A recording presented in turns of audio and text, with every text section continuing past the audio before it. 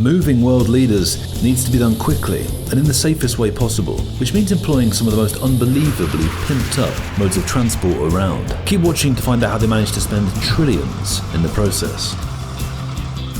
Vladimir Putin's flying Kremlin is estimated to cost upwards of $500 million and is just as luxurious as the president's official residence in Moscow, after which it's named. It's also known as Russia's doomsday plane for its ability to protect President Vladimir Putin in the event of a nuclear attack. The flying Kremlin is a Russian-made Ilyushin IL-80 plane, a modified version of the IL-86 passenger and cargo plane, and I bet they never lose your luggage too. The aircraft is designed with one major goal in mind: to protect Russian leadership at all costs through a worst-case scenario. Despite its size, the plane has no windows, except the cockpit of course, to ensure maximum protection through any atmospheric and weather conditions, or even a nuclear blast. The aircraft interior is decked out in the neoclassical style, with gold trim and artwork and tapestries adorning the walls. It's been said that in the event of a nuclear exchange, Russia would use the aircraft to ensure a continued chain of command and communication,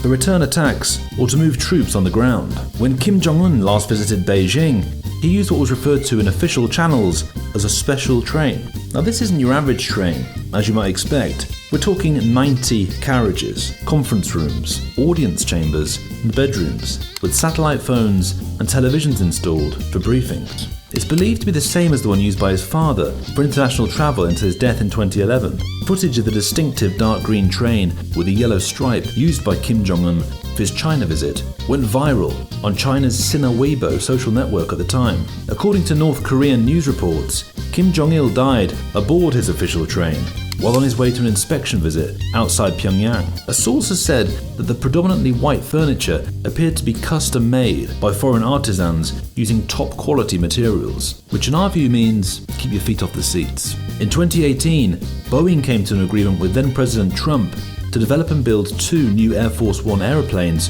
for a fixed price of $3.9 billion. Capable of refueling mid-air, Air Force One has completely unlimited range and can carry the president wherever he needs to travel. Inside the converted 747s, the president and his travel companions enjoy 4,000 square feet of floor space on 3 levels, including an extensive suite for the president that features a large office, full bathroom, and a conference room. Air Force One is the most recognizable plane in the world, although Air Force One is just a call sign for any aircraft carrying the US president. The term is often used to refer to the pair of the iconic blue and white Boeing 747s with United States of America emblazoned on the side. From Hollywood to cable news, the current aircraft known as Air Force One have been made famous through frequent appearances when accompanying presidents on most of their trips. Once you've got them moving, keeping world leaders safe is no easy or cheap task either. We're talking snipers, security guards, and soldiers, plus millions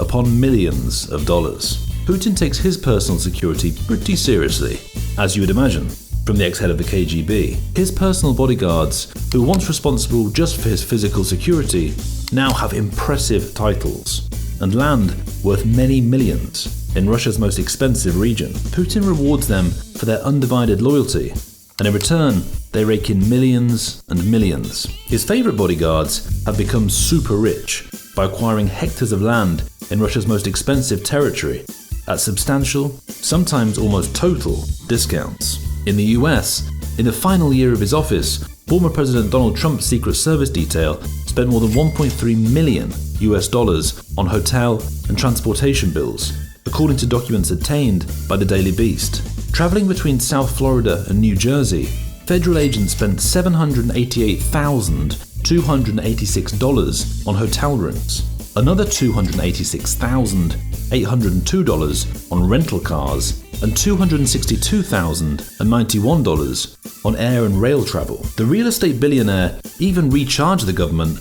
$396 for each day agents rented rooms at his Mar-a-Lago club. Those charges alone amounted to $40,011 in just the first 3 months after he left office. As a destination, no place better highlights the issue of security costs for world leaders than Davos, Switzerland. The ski resort is home to the World Economic Forum's annual meeting.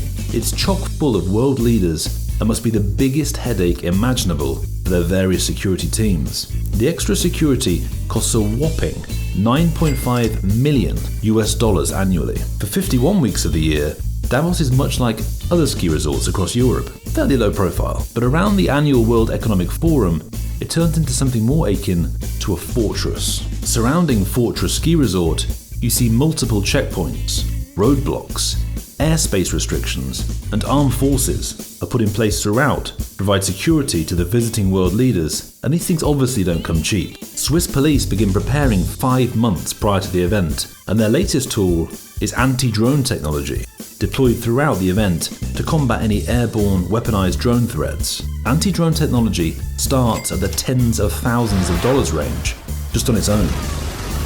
The trouble with being a world leader is you can't just stop being a world leader when you fancy taking a vacation. You can't exactly jump on a budget flight to a vacation retreat. So what do? Personal touches, exclusivity, security, discretion.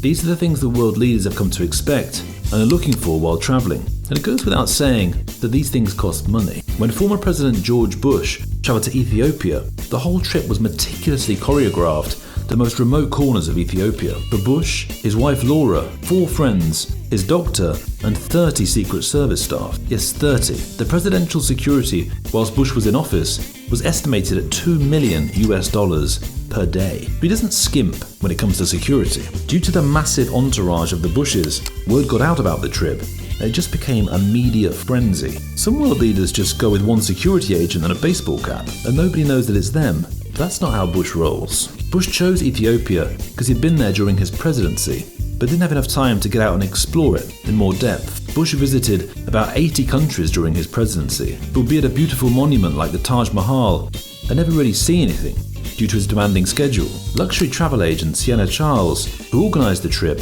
another way to go is to stay with friends, as former President Obama did, visiting Richard Branson at his private Caribbean island Necker, which is valued at $19 million. In Branson's blog about the visit, he wrote that the former president was eager to surf for the first time in 8 years after leaving office. Barack Obama quickly returned to the water during the visit and accepted Branson's challenge to learn how to kite surf, while Branson learned to foilboard. We guess security can drop its guard a bit when you're on a private island in the middle of the sea. The two challenged each other to see who could be the first to master their sport. Obama won, beating Branson on the water by 100 meters. I had to doff my cap to him and celebrate his victory, and wrote on Obama's win. At the end of the thrilling kitesurfing session, he was standing shirtless at the back of the boat with an invigorated look on his face, muscles bulging and eyes beaming. I looked at him and thought, eat your heart out, Putin. Speaking of Putin, he likes to keep things, well, a bit more Putin. With a $1.4 billion personal vacation pad, he has a mysterious private vacation home dubbed Putin's Palace on the Black Sea that was featured in a viral video by Russian opposition leader Alexei Navalny. The holiday home appeared to be full of luxuries gifted to President Vladimir Putin by wealthy friends. But then official Russian TV were quick to broadcast a completely different report. Anti-corruption activists then released hundreds of photos of what they claim confirmed the $1.4 billion mega mansion vacation home's existence that Vladimir Putin has been covertly building on the Black Sea coast. Ridiculously opulent, the magnificent residence is fit for a czar, never mind a president, and boasts jaw-dropping amenities you won't believe, like an underground ice rink, aqua disco, and even a louche lap dancing lounge. Getting President Biden from here to there consumes an enormous amount of fuel. Whether he's aboard Air Force One, riding in a helicopter, or on the ground in his heavily armoured limousine, dubbed the Beast, the bill currently gets steeper every day as the White House is rocked by the same energy prices that are currently hitting regular drivers. Fuel costs this year alone have rocketed up 50% at the pump, meaning it's costing 50% more to move the president and his huge entourage. Almost every vehicle Biden uses is custom made to add security and communications capabilities, and the heavier weight of these guzzlers also makes them custom made to drive up overall presidential gas and jet fuel costs. The White House declines to discuss travel costs specifically related to the presidential entourage due to security reasons, but we're guessing it probably wouldn't go down too well with the taxpayers if they found out either. It's not the president's choice to be ferried around in a less than fuel efficient manner, of course. Those arrangements are dictated by tradition, statecraft, and the Secret Service. whose mission is to protect him. I mean, if Biden rocked up to meet Putin on a bicycle, well, it's just not quite the right message, is it? But the US president is definitely one of the most travelled presidents on earth. Each sitting US president seriously clocks up the air miles whilst in office. The typical presidential caravan has well over a dozen vehicles, including a limousine, or the Beast, as it's commonly known, and an identical Beast, put in as a decoy.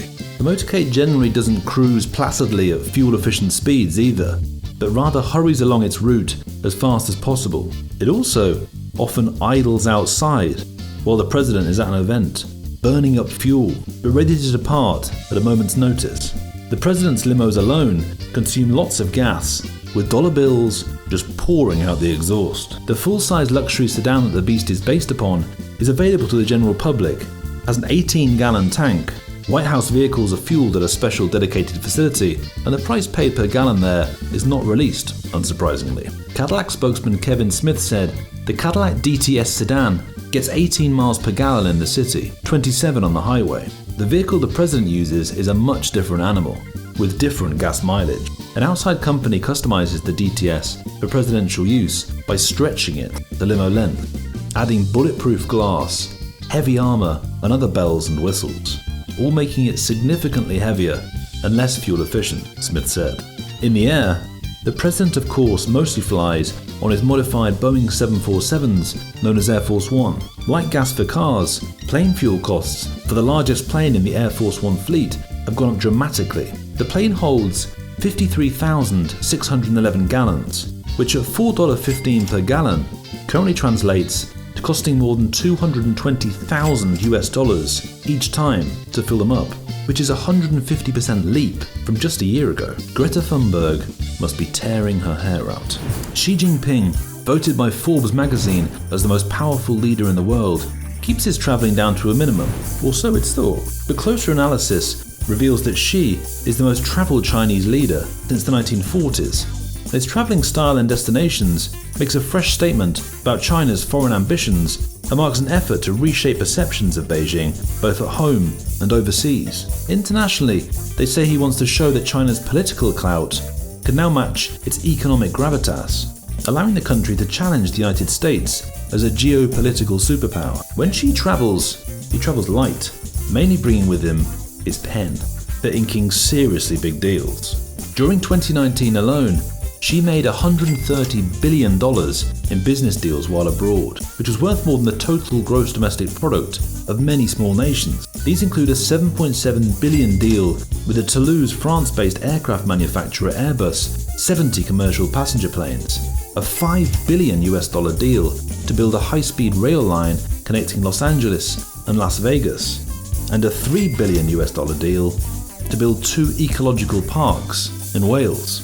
Never one to be outdone, Xi has his very own brand new presidential limousine, styled after the Beast. Xi's honky H9 Plus has a 3-litre gasoline V6 supercharged engine with a 208 kilowatt mild hybrid system and a 7-speed dual-clutch transmission, powering the vehicle that weighs nearly 2 tons. But the rear still resembles the usual N501, which Xi usually used when paying official visits to other countries in the past. The N501, which is not for sale, is a vehicle based on the platform of another limousine by a German car manufacturer, the Audi A6L, and made by a joint venture consisting of Volkswagen Group, which owns Audi, and FAW Group. The vehicle is a massive 5.5 meters long and weighs at least 3.1 tons, and is powered by a 4-litre V8 petrol engine, producing around 380 horsepower, similar to a Mercedes-Benz S-Class luxury sedan, with an 8-speed automatic gearbox. It's a basic requirement for state leaders' vehicles to be bulletproof, with other special functions, though it is a usual practice for countries around the world not to announce the specification and safety factor of those vehicles. But it is said the N501 is equipped with high-level armour that can withstand heavy firing and even direct impact from bombs. There's unsurprisingly no comment from Beijing on the total cost of the Chinese Beast. Another world leader who likes to travel light is Pope Francis, who is often pictured carrying his trusty black briefcase on and off flights. He never lets another person carry it, and a few years ago, following much speculation, he unveiled the items he carries inside. There was no key to the atomic bomb, Pope Francis joked, and said that he has always liked to carry his own briefcase, despite many offers of help. When I travel, I take it. Inside, I have razor blades, a prayer book, an agenda notebook, and a book to read. At the moment, I have one on Saint Teresa, of whom I am a devotee, he said. So now we know. The Queen of England is someone who's travelled in style her entire life and met many world leaders of note over her 75-year reign. She's also known to have incredible taste when it comes to picking destinations, and it's often remarked when she meets world leaders during their small talk, she'll often encourage them to take more vacations, and even has been known to suggest places for them to stay. These are some of her picks where she's been confirmed to have laid her crowned head upon her travels, and maybe convince world leaders to get out their Expedia app and book too. The Half Moon Hotel in Montego Bay, Jamaica has played host to most of Britain's royals, including Her Majesty Queen Elizabeth II herself. Half Moon originally opened in 1954 and has a classy yet laid-back tropical vibe. It's been drawing A-list celebrities and the world's moneyed elite for decades. Think tropical country club with an amazing beach. The style is elegant, with plantation-like details that combine to create a mansion-like presence along the sea. Private balconies have ocean, pool, or garden views, and multi-bedroom villas, which the Queen is thought to have stayed in, include perks like cooks and butlers. Prices start at $4,000 per night. Every president since Hoover in 1931 has stayed in the Waldorf Astoria, New York's presidential suite. A plaque on the suite's entrance lists other famous guests, including Queen Elizabeth II and even Japan's Emperor Hirohito. There was a time when prospective guests had to undergo background security checks, and outsiders were barred from even photographing the suite. Guests can be ushered into the hotel through the garage without even touching the grimy sidewalk outside, and into the elevator to Waldorf Towers suites that even comes with bulletproof glass over the windows. The living room of the suite is graced by an upholstered rocking chair that belonged to John F. Kennedy, wall sconces donated by Richard M. Nixon, and books by Homer, Shakespeare, Lewis Carroll, and J.K. Rowling. She stayed there too. Prices start from $7,000 per night. Potentially the most famous guest the Ahwahnee Hotel on the edge of the Yosemite National Park in California has ever hosted, Queen Elizabeth II rested her royal head on the fluffy pillows of the Ahwahnee during her tour of California in 1983. She's been known to act as something of a travel agent for the place, having been overheard recommending it on several occasions. The Ahwahnee has also been a temporary home to a host of other royalty, including Queen Ratna of Nepal, King Badwan of Belgium, and Ethiopian Emperor Haile Selassie. We're unsure if the Queen negotiated them a discount, but somehow we doubt they'd need it. Barack Obama made 52 trips to 58 countries during his presidency. He set the record as the most travelled president for any first year in office. He took the most trips, visited the most countries, and spent the most days abroad, and now we know likely spent billions in the process.